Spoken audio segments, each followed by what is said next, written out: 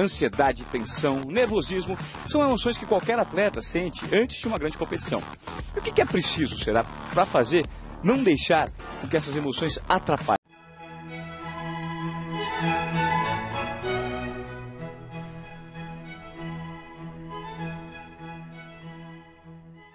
Tinha tudo para ser uma tarefa fácil.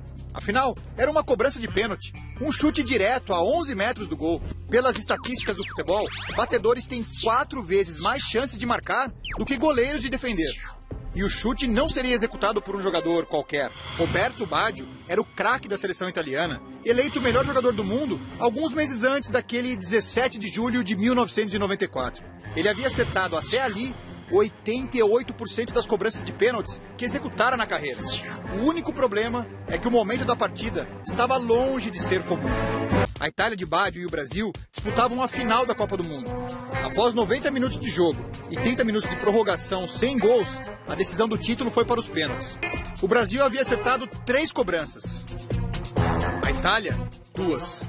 A chance do país seguir na disputa dependia de seu maior craque. Dependia dele. Só dele. Uma pressão psicológica monumental que afetou as funções cerebrais, o coração, os músculos de Baggio. E terminou assim. Não é uma questão simples. Entender e controlar as emoções é uma das tarefas mais complexas do esporte, que atletas e técnicos hoje valorizam muito. Sinal dos tempos.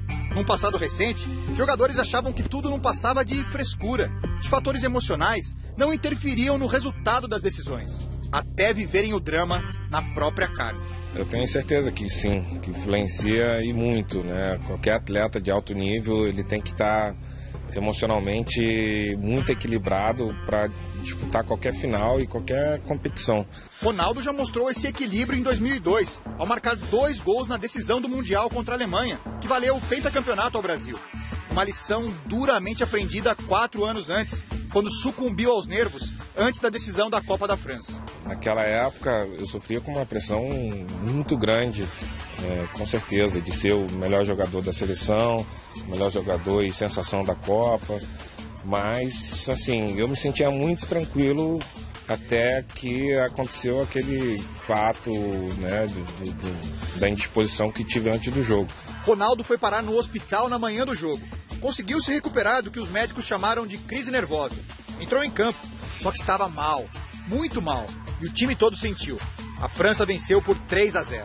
Para psicólogos e cientistas, o caso é um bom exemplo de como as emoções podem afetar diretamente o corpo e o rendimento de um esportista. À medida que essa carga de estresse se torna acima do que o organismo suporta, então ele vai interferir negativamente no desempenho. É um processo que começa no cérebro e compromete várias funções essenciais no futebol. As pupilas ficam dilatadas e o atleta perde um pouco de foco na visão. Assim, fica mais difícil lidar com a bola e com os adversários.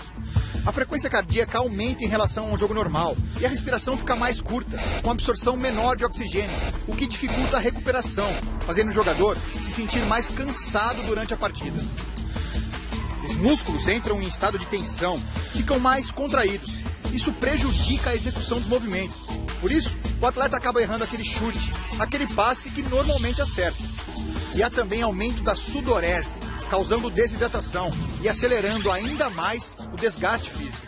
Se você não está preparado, não está preparado emocionalmente, né? Não está com a tua motivação adequada, a tua ansiedade no nível bom, se você não tem essa temperatura emocional ideal, é claro que isso vai atrapalhar o teu físico. Na hora que você está perto de algo que vale um resultado, você costuma ter um certo peso desse resultado. Se as emoções desempenham um papel tão importante, será que é possível controlar tantos sentimentos e sensações? Os especialistas acreditam que sim, mas não adianta pensar nisso só no dia da final.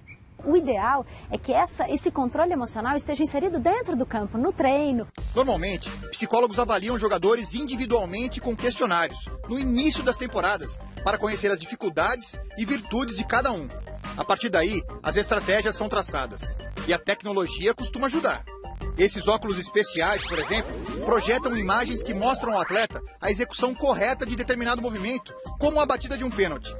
Ele assiste a isso durante os treinamentos e fica com a informação guardada no cérebro. Na hora que precisar executar aquela ação, saberá o que fazer. Quando você visualiza o movimento correto, é uma forma de você estar automatizando que esse movimento aconteça como você realmente quer que ele aconteça. Esse outro aparelho faz uma leitura do padrão de ondas cerebrais do atleta, identificando se ele está tenso demais.